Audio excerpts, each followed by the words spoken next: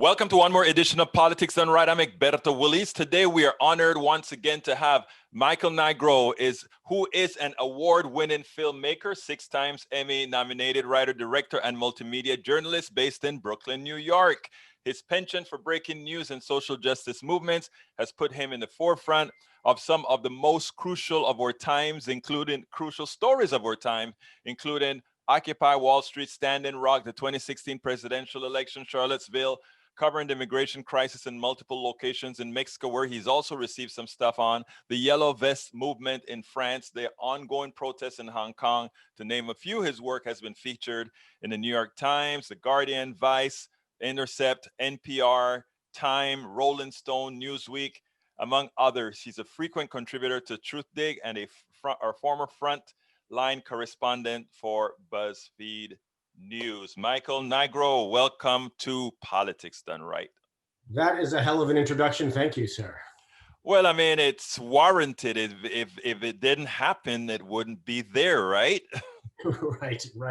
But you know, it is great having you. But we do a lot of politics, but I want to take this more as a human story, a story to instruct folks, a story to encourage folks, a story to tell folks, look, this is what's really happening in America today. And don't listen to the quacks out there that have ulterior motives. Listen to those who are going through it. Michael, you developed coronavirus earlier this year. You got COVID-19 earlier this year, and you thought you were recovered. And I saw a posting that you had on Twitter, and I said, Michael's story, we got to keep telling these stories because you have the mass media telling everybody it's going to be okay. Things are just great. Some talk about herd immunity, meaning that, oh, you get sick, you get over it, and everything is okay. But there are these people called the long haulers. And it turns out you just may be one of them. So why don't you tell us, first of all, your story of getting the disease, your story of recovery, and what you're going through right now.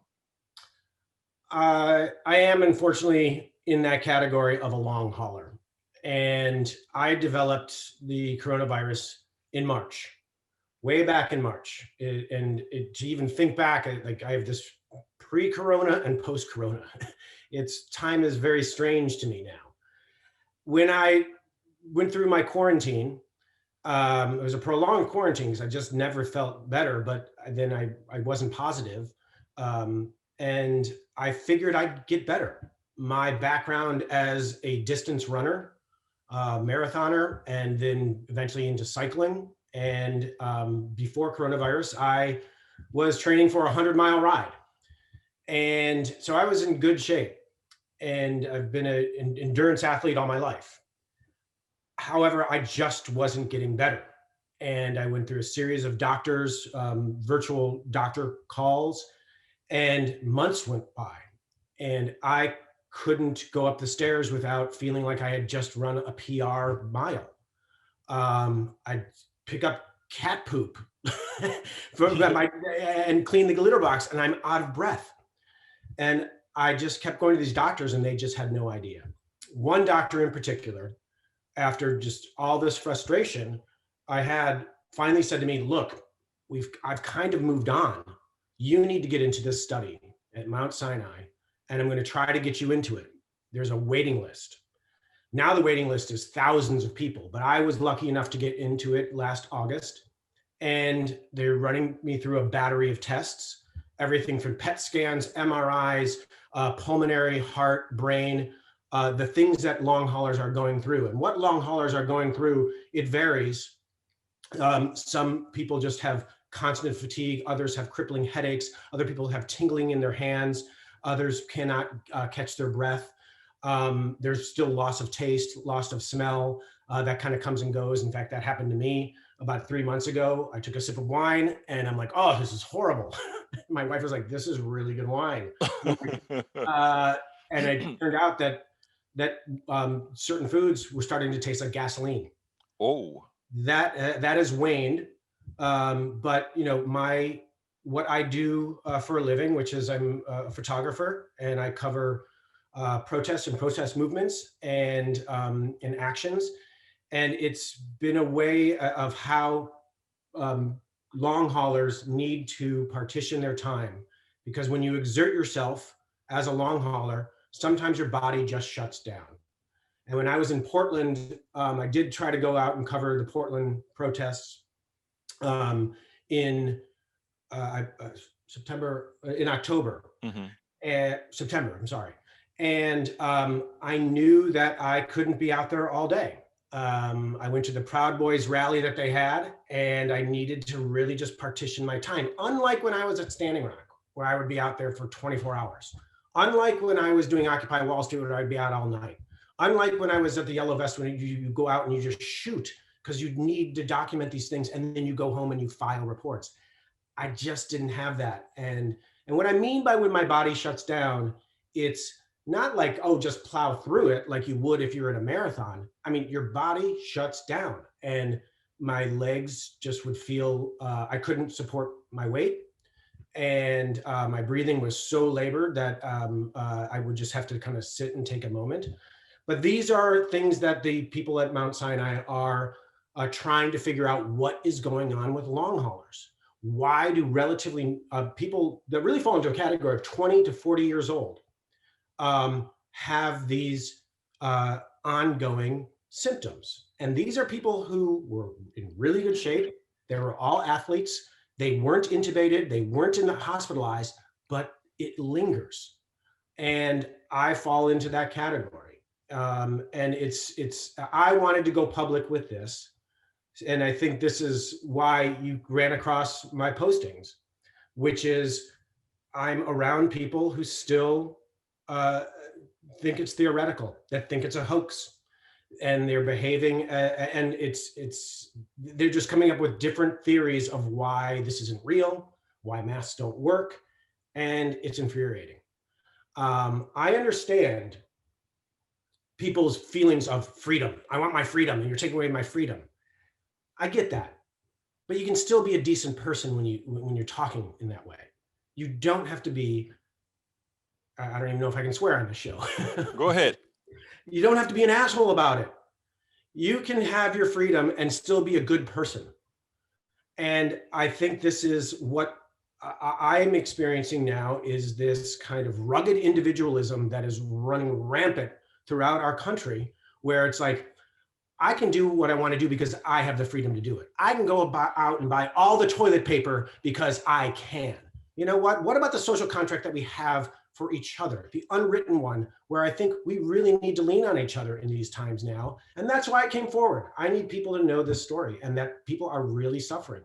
That is an important story. I mean, there's a New York Times columnist, I think her name is Mara Gay as well. She was a runner like you are, and she got the virus, and it turns out that she may be a long hauler. I see her on TV all of the times, and she just isn't the Mara Gay of past. And I have a cousin who was a detective in New York. He got the virus as well. He has several multi-organ damage. And so I mean, what we're looking at is serious. Some people seem to get it and not know that they had it before or whatever, but there are some studies out there as well that points out that even those that are asymptomatic and think they went through things perfectly, many of them, when you do scans on their lungs or other organs, they have sustained damage. They are just young and healthy, and that damage isn't quite yet seen until it will show as they get older. And of course, with a lousy healthcare system, those will be pre-existing conditions. Once they find out, oh, you once had COVID, so sorry, pre-existing condition. Now, I think it's also important for us. You made a statement there about this rugged individualism that we're talking about. Mm-hmm. And I think it's a manufactured rugged individualism by a few irresponsible people on the top. That is my view, at least. Because what I think is, I talk to people on the left, on the right, in anarchists and otherwise. And you know what I found? That people all care. People, when they're within their own frame, it seems to me that they care. But what happens is they get these cues from the outside. Somebody, Michael is trying to take away your freedom by suggesting you wear a mask. And whereas they would have worn that mask, if they thought they were doing something just right, somebody has cued them that somehow wearing a mask is against freedom. Somehow this disease is a hoax. I think that is why your story, I think that is why you did the right thing for saying, I'm a well-known photographer, social media activist in general. I need to tell my story because when it's real, that is when people start to take it seriously, not when it's just a phantom. I think you and I talked about this last time I was on, which is, as a journalist, you don't want to be the story. Yes. And I talk about this with a lot of my photography friends, where all of a sudden you have to step out in front and become the story. And I eschewed it for so long with this. I've been in other situations where, yeah, I was the story. And why? Because I put myself in those situations, Charlottesville being one of them. I needed to tell that story of what happened to me there. This is just something that it just was boiling inside of me, simply because I have friends and family and acquaintances who have gone down these rabbit holes that refuse to believe reality and will deny it until it, I mean, it's frankly, it's just foolish. People who will tell me outright that masks don't work, and they give, you know, these cherry-picked pieces of information. And I'm like, how do you address this? In one piece I wrote, I don't know if you're familiar with Monty Python and the Holy Grail, but there's this famous scene where there's a black knight and they fight, and this knight just keeps getting one limb chopped off, another limb chopped off, until he's just a torso. And he's like, nope, it's just a flesh wound. And he's sitting there and he's just denying the reality that he just lost, that he's going to die. And he just goes, okay, we'll just call it a draw. That is the way I feel when I talk to the people who are just denying what is blatantly in front of them, and people who know me that are denying what my experience, and thousands of other people. 12 million Americans have this, and they're denying it. We're not calling it a draw. We're calling that this is reality, and they're just denying it. Yeah, you know, you know, sometimes you would say things like, well, maybe if it happens to them, they will see the light. And it turns out that in the news recently, this doctor was saying he had a patient that was on his last breath. Astonishing. And he was still calling the virus a hoax. And, you know, when I see that, it's not that I'm saying they're devoid of reality, but also I think they're devoid of having people who they find that in their trust circle to really say, no, this is wrong. And that's why I think more people in many different areas need to come out, like you have and others have, to come out and really say, this is what's happening to me. Because it may not work immediately, but it plants seeds. And just from experience, I've seen so many seeds planted that just when the right notes hit, it is like it reaches that natural frequency. In engineering, we call, you know, that point of a bridge that it destroys itself from undulation, you know. When it reaches that natural frequency, something starts to break. And I think eventually, I can only hope that eventually we get there. Your thoughts on that?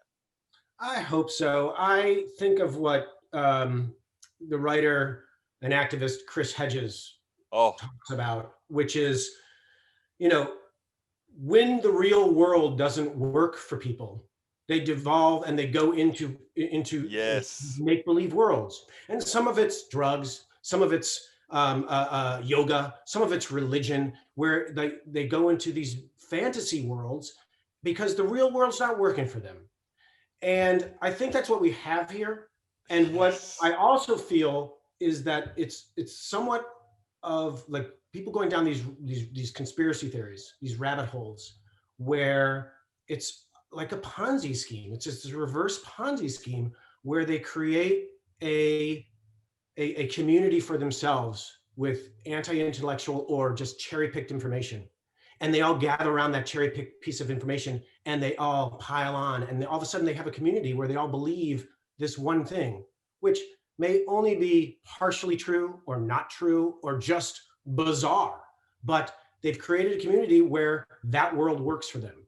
And that's the danger of this, is that they're not coming out, they're not expanding or even researching further. Things that are actually really easy to dismiss, they won't go there. Love Chris Hedges. A lot of his work recently has been pretty damn dark, but I mean, Yes. pretty dark, and that stuff about the real world isn't working for you, so you live within the fantasy world. That makes a whole lot of sense. But you know what? The people who are running those fantasy worlds know one thing, that those people who are following them are suckers. It's like Donald Trump knowing that he's lost the election, but he's going to collect a lot of money by writing that contract in such a manner that all the money that he collects goes directly into his pocket and a little bit to the RNC. It goes also, I don't know if you follow the QAnon stuff, but the QAnon is I call him a young punk who's making a hell of a lot of money right now. With that whole movement. If you go to their site, the first thing it brings you into is buying their stuff to make a whole lot of money of their stuff, and it is amazing that So I mean, until we kind of cut the head off the snake, if you will, and show it for what it is, I think we're in for some. But I'm still hopeful that most Americans, ultimately, this fantasy land that they live in, that we can make a better real world for them, that they may want to exit it. So, I mean, give me some closing thoughts about. Well, before I get into closing thoughts, what have you been able to do in the last few months with your projects? So there's so much going on, and leading up to the election was like I could have gone out every night, and I would have. But I had to pick and choose just due to my energy levels. And what happens with energy levels with this is, somebody described it as, if you're a long hauler, you get 4 cups of energy a day. and sometimes they're not even all the way full. Right. So you have to figure out, like, okay, do I read? Do I go for a walk? Should I go shopping? Because you just, all of a sudden and then you can go into negative, which has happened to me before, where I've exerted myself way too much, and the next day I can't move. So in response to what I've been doing, I've been following a lot of some of the police brutality that has been still happening here in New York. And of course, I was following a number of these these Trump caravans. Mm-hmm. When I bifurcate between the Black Lives Matter protest, 99% of them are masked. I would say 99% of them are masked. Yeah. Then I go to the Trump ones, 99% of them aren't unmasked. Yeah. And my family member of mine was like, she's like, masks don't work. And I'm like, well, of course they're not working. Half the population's not wearing it. Like, come on, man. Like, but anyway, so I've been trying to follow those and document those marches and then those counter protests. And also the police brutality that is still going on. They now have a new bike division, and it's terrifying. They are all geared out with BMX gear, and it makes them feel invincible. They use these bikes, they swing them around as weapons, and it's basically a cage. It's a rolling cage for the protests. And if someone gets tangled up on that bike, they immediately are surrounded by the bikes, and then they are tackled and arrested because they were resisting arrest or interfering with police activity. Wow. Yep. So you're still going out there in the field and getting your stuff done. Trying, yeah. It actually makes me feel useful and gives me a feeling of positivity. Which go ahead. Are you posting with any of the majors right now, or are you just doing your thing? No, I file right now. I'm filing with SEPA USA, and so then they put it out to AP and Getty, and so I'm able to get my work out. And then I have a new website that I just put up, which is nigrotime.com. Okay, so I'll add that to, so nigrotime.com is up, live, and ready to go. Live, ready to go, and trying to keep it updated. So yeah. I hear you, but okay, what should I have asked you that I didn't ask you?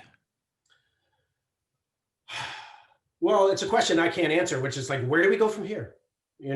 How do we stay positive? How do we not get so angry? And frankly, Alberto, this is why I was getting so angry. I needed an outlet. I was just stewing at home with this stuff, and I needed to put it out there and try to put out something positive. The first draft of what I wrote was just brutal. And I had my editor wife look at it and she goes, "You can't. This is angry." And I'm like, "Well, I am angry. I'm really angry."